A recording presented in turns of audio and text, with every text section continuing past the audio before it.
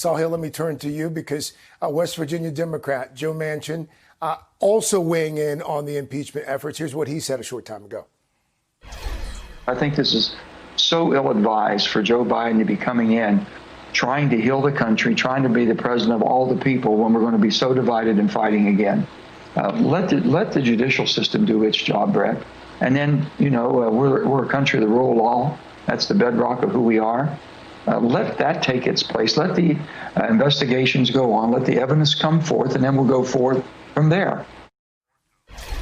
So, Sahil, I mean, that really gets to the heart of the tension among Democrats right now. They're asking themselves how to balance punishing the president while also prioritizing President-elect Biden's agenda. What are your sources telling you about how they are going to thread that needle?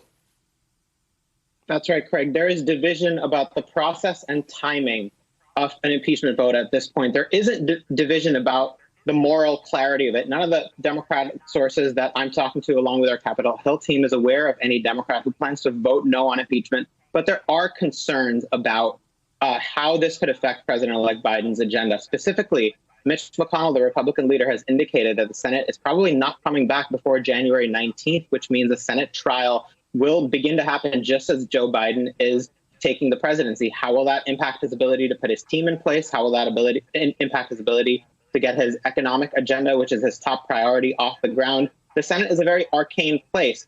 People don't really know a way to do this without unanimous consent, to simultaneously do an impeachment trial and to move his nominees and his legislative items. So that's the pickle that Democrats are in. There is another faction in the Democratic Party that says this is not a time to think about politics and process, that this is a time to act with moral clarity and conviction because the Congress has to draw a line against President Trump's actions. Otherwise, what's the point of having a constitution and a representative government if an insurrection incited by the president simply goes unanswered by Congress? So that's the other view we're hearing, that this is not the time to think about process.